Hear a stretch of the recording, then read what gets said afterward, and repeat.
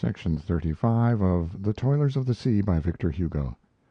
This recording is in the public domain, read by John Greenman. Chapter 4 Plainmont. Plainmont, near Torteval, is one of the three angles of Guernsey. At the extremity of the cape there is a lofty, turfy ridge which overlooks the sea. This summit is a lonely place. It is all the more lonely because a single house is visible there. This house adds terror to the solitude. It is said to be haunted. Haunted or not, its aspect is singular. This house, built of granite and 1 story high, stands in the midst of the grass. It is in good condition and can be made perfectly habitable. The walls are thick and the roof is solid. Not a stone is out of position in the walls, not a tile is lacking in the roof. A brick chimney buttresses the angle of the roof. This house turns its back on the sea. The side towards the ocean is merely a blank wall. On examining the wall attentively, a bricked-up window is to be perceived. The 2 gables have 3 windows. The front, which faces inland, alone has a door and windows. The door is walled up. The 2 windows of the ground floor are also walled up. On the first floor, and this is what strikes one first on approaching, there are 2 open windows. Their opening renders them dark in broad daylight. They have no panes, not even sashes. They open upon the gloom within. One would say that they were the empty sockets from whence 2 eyes had been torn.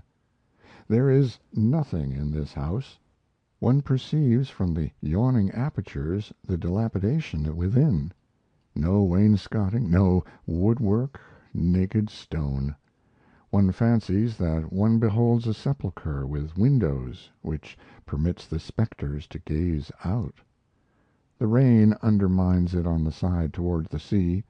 A few nettles, shaken by the breeze, caress the base of the walls. No other human habitation on all the horizon. This house is an empty thing wherein dwells silence. Nevertheless, if one halts and lays one's ear to the wall, one hears, confusedly at times, the flutter of frightened wings.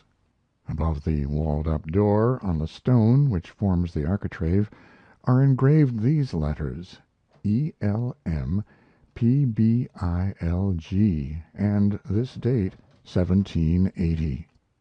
At night the melancholy moon finds entrance here. The sea surrounds this house. Its situation is magnificent, and for this reason the aspect is more gloomy. The beauty of the place becomes an enigma. Why does no human family inhabit this dwelling? The place is beautiful, the house is good. Whence comes this abandonment? These questions, suggested by reverie, succeed others of the reason. This field is cultivatable. Why is it not cultivated? No master. The door walled up. What then is the matter with the place? Why has man fled from it? What is going on here? If nothing is going on, why is there no one here? When all are asleep, is there some one awake? The dark squall, the wind, the birds of prey, the hidden beasts, unknown beings, appear to the thought and mingle with that house. To what wayfarers is it the hostelry? One pictures to oneself showers of rain and of hail beating in at the windows. The vague drippings of tempests have left their traces on the inner wall. These walled and open chambers are visited by the hurricane? Has a crime been committed here? It seems that this house, given over to gloom, must call for help at night. Does it remain silent? Do voices come from it? With whom has it dealings in this solitude? The mystery of the hours of darkness is secure here. This house disquiets one at midday. What is it at midnight? In looking at it, one looks at a secret. One asks oneself, Since reverie has its logic and the possible has its tendency, what takes place at this house between the twilight of evening and the twilight of morning? Has the immense dispersion of extra human life a knot which stops it on that desert summit and which forces it to descend and to become invisible? Does the scattered come to eddy here? Does the impalpable come condensed to the extent of assuming form? Enigmas. The sacred horror lies in these stones. The gloom which broods over these forbidden chambers is more than gloom, it belongs to the unknown. After sundown the fishing boats will return, the birds will become silent, the goatherd behind the rocks will depart with his goats, the crevices of the stones will give passage to the first glidings of reassured reptiles, the stars will begin to peep out, the breeze will blow, night will come on, those yawning windows will be there. They offer entrance to dreams, and it is by apparitions, by the faces of phantoms vaguely distinct, by masks in flashes, by mysterious tumults of souls and shades, that popular belief, at once both stupid and profound, translates the somber intimacy of this dwelling with the world of darkness. The house was haunted. This word explains everything. Credulous minds have their explanation, but positive minds have theirs also. Nothing more simple, say they, than this house. It is an ancient post of observation, dating from the days of the Revolution and the Empire and smuggling. It was built there for that purpose. The war finished, the post was abandoned. The house was not demolished because it might prove useful again. The door and the windows have been walled up on the ground floor as a protection against intruders, and so that no one could enter. The windows on the three sides facing the sea have been walled up because of the south and west winds. That is all. The ignorant and credulous insist, in the first place, that the house was not built at the time of the War of the Revolutions. It bears a date 1780, anterior to the Revolution. Next, that it was not built to serve as a military post. It bears the letters ELM PBILG, which contain the double monograms of the two families, and which indicate, in accordance with usage, that the house was built for the establishment of a newly married pair. Hence it had been inhabited. Why is it no longer so? If the door and the casements have been walled up to prevent anyone from making his way into the house, why were two windows left open? All should have been walled up, or none. Why no shutters? Why no sashes? Why no glass? Why wall up the windows on one side if they are not walled up on the other? The rain is prevented from entering on the south, but allowed to enter on the north. The credulous are wrong, no doubt, but the positive are certainly not right. The problem remains unsolved. One thing is certain, that the house bears the reputation of having been more useful than injurious to the smugglers. The exaggeration of fright deprives facts of their true proportions. Without doubt, many nocturnal phenomena among those which compose the haunting of the house might be explained by obscure and furtive visits, by brief sojourns of men who immediately re-embarked, sometimes by the precautions, sometimes by the audacity of certain suspicious gentry of trade, hiding themselves for the purpose of committing evil, and allowing themselves to be seen for the purpose of awakening fear. At that already distant period many audacious deeds were possible. The police, particularly in that little country, was not what it is today. Let us add that if the house was, as it was said, convenient for smugglers, their meetings must have had plenty of elbow room up to a certain point, precisely because the house was superstitiously avoided. Its ghostly reputation prevented its being denounced. It is not to custom house officials and policemen that one applies against specters. Superstitious persons make signs of the cross, not legal complaints. They see, or think they see, and hold their tongues. There exists a tacit connivance, involuntary it may be, but real, between those who inspire fear and those by whom it is experienced. The frightened are conscious that they do wrong to be frightened. They imagine that they have stumbled upon a secret. They have a fear, which is mysterious to themselves, of aggravating their position and of irritating the apparitions. This renders them discreet, and even setting aside this calculation, the instinct of credulous people is towards silence. There is numbness in fear. The terrified speak little. It seems as though horror said to them, "Hush!" It must be borne in mind that this goes back to the time when the Guernsey peasants believed that the mystery of the manger was repeated every year by the oxen and asses on a certain day, a period at which no one would have dared to enter a stable on Christmas night for fear of finding the animals on their knees.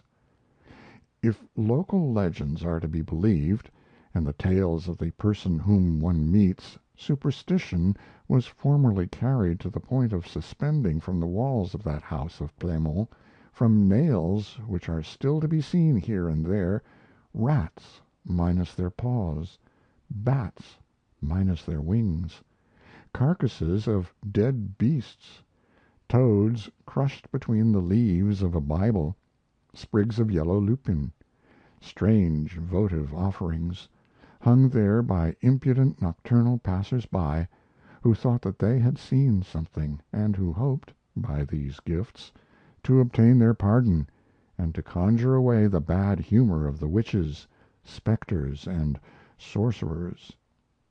There have always been people, and even some in very high positions, who have believed in abacus and witches' sabbaths. Caesar consulted Sagana, and Napoleon Mademoiselle Lenormand. There are consciences so uneasy that they try to obtain indulgences even from the devil. "May God do, and may Satan not undo," was one of the prayers of Charles V. Others are still more timorous.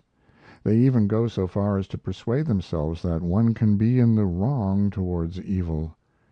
To be irreproachable so far as the demon is concerned is one of their anxieties.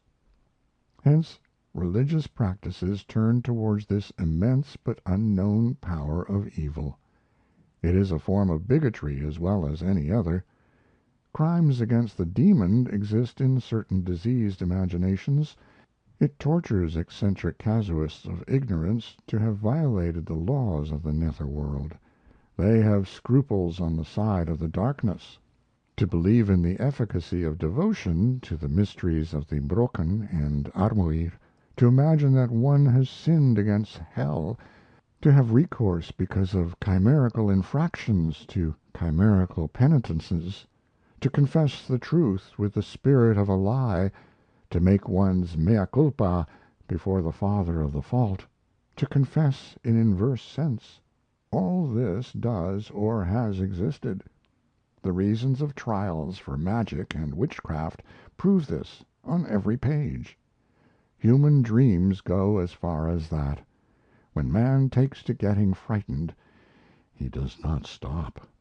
One dreams of imaginary faults, of imaginary purifications, cleans one's conscience by the shadow of the witch's broom.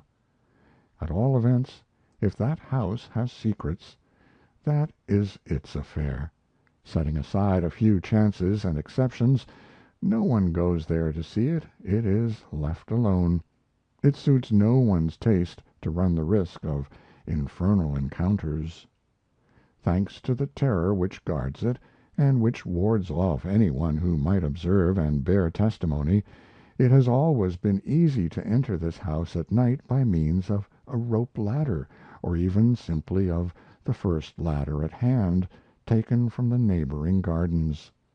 The supply of provisions and clothing would permit one to await there in perfect security, opportunity, and the proper time for a furtive embarkation. Tradition relates that 40 years ago a fugitive from politics, according to some, from commerce, according to others, remained for some time concealed in the haunted house of Plainmont, whence he succeeded in embarking on a fishing boat for England. From England one easily reaches America. This same tradition affirms that provisions deposited in this house remain there untouched, Lucifer, as well as the smugglers, having an interest in getting the person who has placed them there to return. From the height on which this house was situated, one perceived in the southwest, a mile from the shore, the Hanway Rock. This reef is celebrated. It had committed all the bad actions of which a reef can be guilty. It was one of the most redoubtable assassins of the sea. It lay in wait for vessels at night, like a traitor.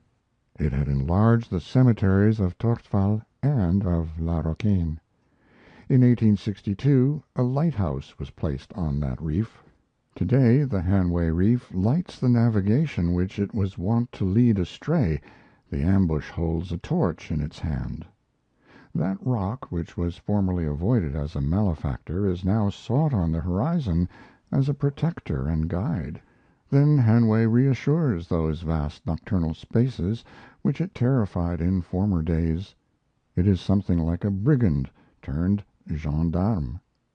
There are three Hanways: Great Hanway, Little Hanway, and La Mauve, the gull. It is on Little Hanway that the red light beacon stands today. This reef forms a part of a group of points, some of them submarine, some projecting from the sea. It towers above them. It has, like a fortress, its outworks.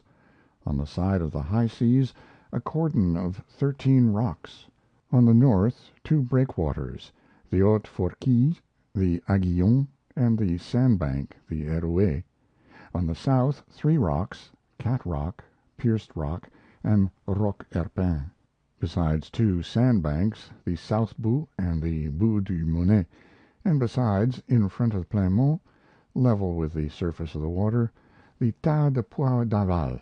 Note: the heap of peas down the stream. It is difficult but not impossible for a swimmer to swim across the strait from the Hanways to Plainmont. It will be remembered that this was one of Sieur Clubin's feats. The swimmer who knows these shoals has two points where he can rest: Round Rock, and, further on, a little to the left, in an oblique line, the Red Rock. End of Chapter 4. Plainmont.